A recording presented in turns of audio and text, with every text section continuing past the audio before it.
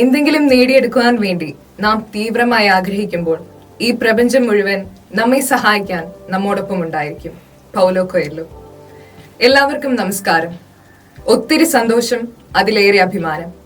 ആദരണീയനായ എഴുത്തുകാരനും ഞങ്ങളുടെ ഗുരുനാഥനുമായ അരുൺ ബാബു ആന്റോ സാറിനെ പരിചയപ്പെടുത്താൻ ലഭിച്ച ഭാഗ്യ നിമിഷം. ഞാൻ അലീന തെരേസ ജോൺ, പുന്നപ്ര ജ്യോതിനികേതൻ സ്കൂളിലെ 9ാം ക്ലാസ് വിദ്യാർത്ഥിനി. വളർന്നു വരുന്ന എഴുത്തുകാരനായ ഞങ്ങളുടെ ഗുരുനാഥനെ നമുക്ക് പരിചയപ്പെടാം. നമസ്കാരം സർ. നമസ്കാരം. ആദ്യം തന്നെ സാർ ഈ എഴുത്തിലേക്ക് വരാനുണ്ടായ കാരണം എന്താണ്? എഴുത്തിലേക്ക് വരാനുണ്ടായ കാരണം എന്ന് പറയുന്നത്, പണ്ട് തൊട്ടേ ഞാൻ വായനാശീലം ഉണ്ട്. കുട്ടിക്കാലം തൊട്ട് വായിക്കും. അങ്ങനെ നമ്മളൊരു ഡിഗ്രിയൊക്കെ കഴിഞ്ഞ് ഒരു PG ടൈമൊക്കെ ആയപ്പോൾ കോവിഡ് ടൈം എത്തി. അപ്പോൾ ആ ഒരു സമയത്താണ് ഓൺലൈൻ എഴുത്ത് തുടങ്ങി. അങ്ങനെ 1-2 ഷോർട്ട് സ്റ്റോറീസുകളൊക്കെ സോഷ്യൽ മീഡിയയിലും വാട്സപ്പിൽ ബ്രോഡ്കാസ്റ്റ് ഗ്രൂപ്പൊക്കെ തുടങ്ങി, അങ്ങനെ ഇട്ടൊക്കെ തുടങ്ങി. അപ്പോൾ ആളുകളും ഫ്രണ്ട്സും കൂടെയുള്ള നാട്ടുകാരൊക്കെ അത്യാവശ്യം സപ്പോർട്ടായിരുന്നു.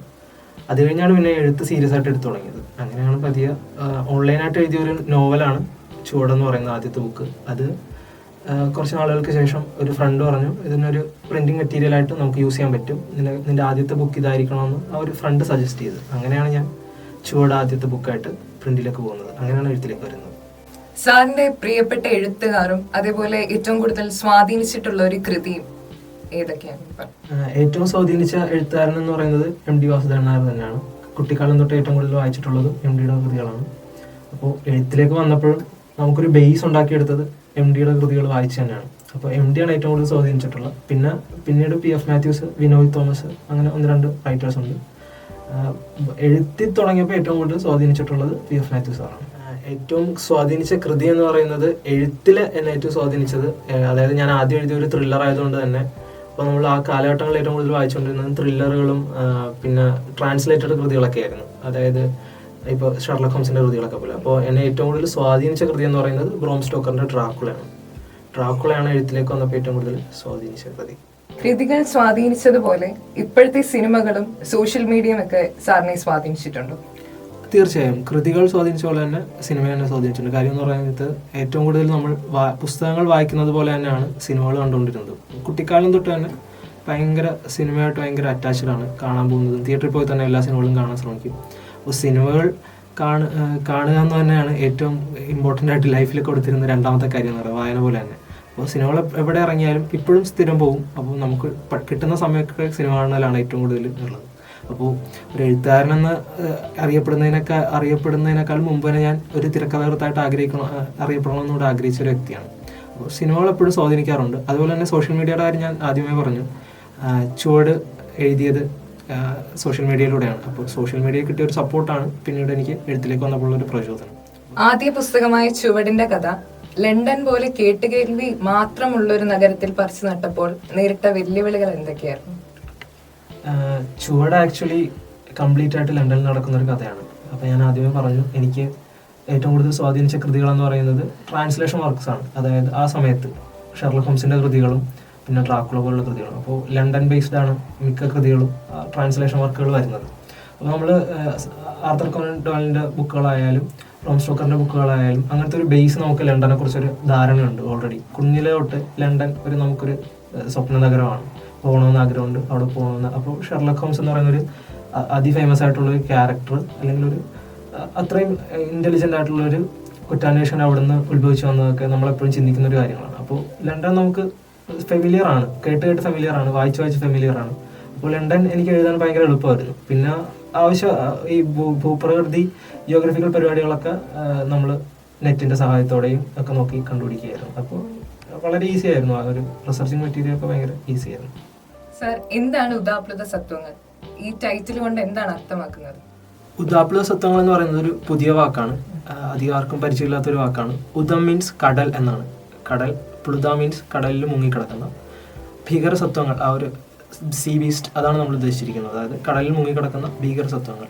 അവിടുത്തെ ഒരു ജനതയുടെയും പിന്നെ ആ ഒരു കടലിൻ്റെ ഒരു ഭീകരതയും കാണിക്കാൻ വേണ്ടിയിട്ടാണ് അങ്ങനൊരു ടൈറ്റിൽ യൂസ് ചെയ്തിരിക്കുന്നത്. അതിലേക്ക് എത്തിച്ചേർന്നത് നാച്ചുറലായിട്ട് എത്തിച്ചേർന്നതാണ്. ആക്ച്വലി ഞാൻ ആദ്യം ഒരു വർക്കിംഗ് ടൈറ്റിൽ വേറൊരു വർക്കിംഗ് ടൈറ്റിലായിരുന്നു. പിന്നെ എഡിറ്റോറിയൽ പാനലിൻ്റെ ഒരു സജഷൻ കൂടെ ചേർത്താണ് അങ്ങനെ ഒരു ഉദാപ്ലുത സത്വങ്ങൾ എന്നൊരു ടൈറ്റിലേക്ക് എത്തിച്ചേർന്നത്. സാർ, ഈ നോവലിന്റെ പ്രധാന കഥാപാത്രങ്ങളിൽ എത്രത്തോളം ഫിക്ഷൻ ഉണ്ട്? കഥാപാത്രങ്ങളെല്ലാവരും ഓൾമോസ്റ്റ് ഫിക്ഷണലാണ്. പക്ഷേ നമുക്ക് റിലേറ്റ് ചെയ്യാൻ പറ്റുന്ന, നമുക്ക് അടുത്ത് കണ്ട് പരിചയമുള്ള അല്ലെങ്കിൽ റിലേറ്റ് ചെയ്യാൻ പറ്റുന്ന, അതായത് എൻ്റെ നാട്ടിൽ നടക്കുന്ന ഒരു കഥയായിട്ടാണ്. ഫിക്ഷണൽ പ്ലേസ് ആണെങ്കിലും എൻ്റെ നാട്ടിൽ നടന്നിട്ടുള്ള സംഭവങ്ങളും കാര്യങ്ങളൊക്കെയാണ്. പക്ഷേ കഥാപാത്രങ്ങളെ ഞങ്ങൾ കൂടുതലും ഞാൻ ശ്രദ്ധിച്ചിരിക്കുന്നത് ഫിക്ഷണൽ ആക്കാൻ തന്നെയാണ്. കാര്യം നാടെഴുതാൻ നേരത്ത് ഒരുപാട് കാര്യങ്ങൾ നമ്മൾ ഒഫൻസീവ് ആയിട്ടുള്ള ഒരുപാട് കാര്യങ്ങൾ നമ്മൾ ഉപേക്ഷിക്കേണ്ടി വരും, അല്ലെങ്കിൽ നമുക്ക് യൂസ് ചെയ്യാതിരിക്കാൻ പറ്റും. അപ്പോൾ അങ്ങനെയാണ് കഥാപാത്രങ്ങൾ കൂടുതലും ഫിക്ഷൻ ആയത്. ഇപ്പോൾ സെൻട്രൽ ക്യാരക്ടറായിട്ടുള്ള അനിക്ലത്ത് സ്രാങ്ക് ആണെങ്കിലും ബെഞ്ചമിൻ ആണെങ്കിലും എല്ലാവരും ഫിക്ഷണൽ ക്യാരക്ടേഴ്സാണ്. പക്ഷേ അവരിലൊക്കെ അവരുടെ നമ്മൾ അടുത്ത് കണ്ടു പരിചയിച്ചിട്ടുള്ള ആളുകളുടെ റൂട്ട്സ് ഉണ്ട്, അവരുടെ മാനറിസംസ് ഉണ്ട്, അവരുമായിട്ട് ബന്ധപ്പെട്ടുള്ള ഇൻസിഡൻസ് അവരുമായിട്ട് ബന്ധപ്പെട്ട് വരുന്നുണ്ട്, കഥാപാത്രങ്ങളായിട്ട് ബന്ധപ്പെട്ട് വരുന്നുണ്ട്. അങ്ങനെ ഒരുപാട് കാര്യങ്ങളുണ്ട്. കംപ്ലീറ്റ് ഒരു ഫിക്ഷണൽ വർക്കെന്നും പറയാൻ പറ്റില്ല, കംപ്ലീറ്റ് ഒരു റിയലിസ്റ്റിക് വർക്കെന്നും പറയാൻ പറ്റില്ല. അങ്ങനത്തെ ഒരു വർക്കാണ് ഉദാപ്ലത സത്യം. സാർ എന്തുകൊണ്ടാണ് സാറിന്റെ സ്വന്തം നാടായ പുന്നപ്രയെ ഈ എഴുത്തിന്റെ പശ്ചാത്തലമാക്കിയത്? ഞാൻ ജനിച്ചു വളർന്ന നാട് ആണ് പുന്നപ്ര. അപ്പോൾ എങ്ങനെ പോയാലും നമ്മളുടെ ഒരു റൂട്ട് എന്ന് പറയുന്നത് പുന്നപ്രയും അവിടുത്തെ ആൾക്കാരും അവിടുത്തെ ജീവിത രീതികളും അവിടെ ഉണ്ടായിട്ടുള്ള സംഭവങ്ങളൊക്കെ ആയിരിക്കുമല്ലോ. അപ്പോൾ അവിടെ ഉണ്ടായിട്ടുള്ളൊരു മിത്ത്, അവിടുത്തെ ആളുകൾ, അവരുടെ ലൈഫിലുണ്ടായ കാര്യങ്ങൾ, ഇതൊക്കെ ബേസ് ചെയ്ത് എന്തെങ്കിലും എഴുതി തുടങ്ങിയപ്പോൾ തന്നെ ആലോചിച്ചായിരുന്നു എപ്പോഴെങ്കിലും നാട് എഴുതണമെന്ന് ആഗ്രഹം ഉണ്ടായിരുന്നു. പക്ഷെ ഇത്ര പെട്ടെന്ന് നാട് എഴുതാൻ പറ്റുമെന്ന് വിചാരിച്ചില്ല. അങ്ങനെയാണ് വലിയൊരു ആഗ്രഹം എപ്പോഴും ഒരു എഴുത്തുകാരൻ്റെ മനസ്സിൽ കാണും, അവൻ്റെതായിട്ടുള്ള നാട്ടിൽ അവൻ്റെ അനുഭവങ്ങളൊക്കെ വെച്ചൊരു നോവൽ എഴുതണമെന്നുള്ളത്. അപ്പോൾ എൻ്റെ ഏറ്റവും വലിയൊരു ആഗ്രഹമായിരുന്നു. അത് ഇത്ര പെട്ടെന്ന് സാധിക്കുമെന്ന് വിചാരിച്ചില്ല. അങ്ങനെയാണ് പുന്നപ്ര എഴുത്തിൻ്റെ കഥാപശ്ചാത്തലമായത്. ഉദാപ്ലത സത്വങ്ങളുടെ കവർ ഡിസൈൻ തികച്ചും വ്യത്യസ്തവും മനോഹരവുമാണ്. എങ്ങനെയാണ് ഇങ്ങനൊരു കളർ പാറ്റേണിലേക്ക് എത്തിച്ചേർന്നത്? അതുപോലെ ഈ ഒരു ഡിസൈൻ ഇത്രയും മനോഹരമായി ചെയ്തു തന്നത് ആരാണ്?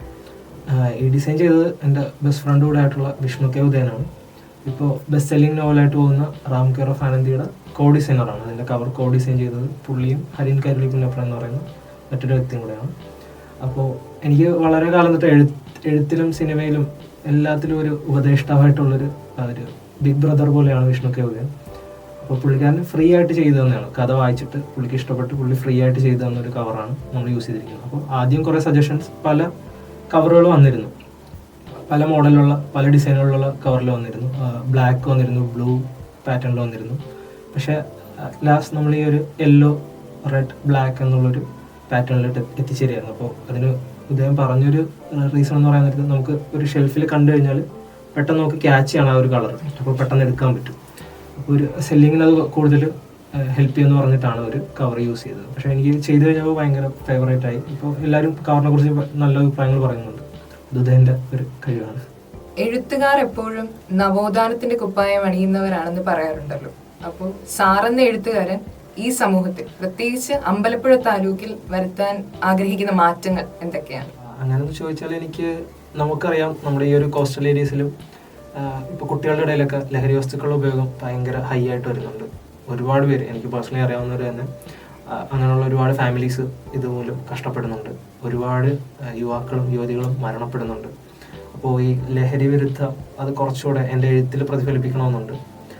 അതുപോലെ തന്നെ ആളുകളുടെ ഇടയിൽ ഇറങ്ങി ഇതിന് എതിരെ പ്രവർത്തിക്കണമെന്നുണ്ട്. അപ്പോൾ ലഹരി വിരുദ്ധത്തിനായിരിക്കും ഞാൻ ഏറ്റവും കൂടുതൽ പ്രാധാന്യം കൊടുക്കുന്നത്. ഒരു നവോത്ഥാനത്തിൻ്റെ ഒരു കാര്യം വരികയാണെങ്കിൽ അതിനായിരിക്കും ഞാനൊരു ഇമ്പോർട്ടൻസ് കൊടുക്കുന്നത്. സാർ, ഒരു കുസൃതി ചോദ്യം ചോദിക്കട്ടെ? മുന്നോട്ടുള്ള യാത്രയിൽ ഒരു തൂലികാനാമം സ്വീകരിക്കുമെങ്കിൽ അതെന്തായിരിക്കും? തൂലികാനാമം ഞാൻ അതിനെപ്പറ്റി ഒന്നും സീരിയസ് ആയിട്ട് ചിന്തിച്ചിട്ടില്ല. കാര്യം നമ്മൾ എഴുതി തുടങ്ങിയപ്പോൾ തന്നെ എൻ്റെ പേരിൽ കഥകൾ എഴുതി പ്രസിദ്ധീകരിക്കണമെന്നായിരുന്നു ആഗ്രഹം. അപ്പോൾ തൂലികാനാമത്തെ പറ്റി ഇതുവരെയായിട്ട് ചിന്തിച്ചിട്ടില്ല. ഇനി അങ്ങനെ എന്തെങ്കിലും ചിന്തിക്കുമെന്നും അറിയില്ല. ഓക്കെ. അക്ഷരങ്ങളിലൂടെ എഴുത്തിന്റെ ലോകത്ത് ജ്വലിച്ചു നിൽക്കുവാൻ സംസ്കാര സമ്പന്നമായ ആലപ്പുഴയുടെ അഭിമാനമായ സാറിന് കഴിയട്ടെ എന്ന് ആശംസിക്കുന്നു. ഇങ്ങനൊരു അവസരം ഒരുക്കി തന്നതിന് ബഹുമാനപ്പെട്ട പ്രിൻസിപ്പൽ സെൻ സാറിനും സ്കൂൾ മാനേജ്മെൻറ്റിനും ഒരുപാട് നന്ദിയുണ്ട്. അപ്പോൾ എല്ലാവരും എൻ്റെ പുസ്തകമായ ഉദാപ്ലത സത്യങ്ങൾ വാങ്ങി വായിക്കുക, അഭിപ്രായങ്ങൾ അറിയിക്കുക. നന്ദി.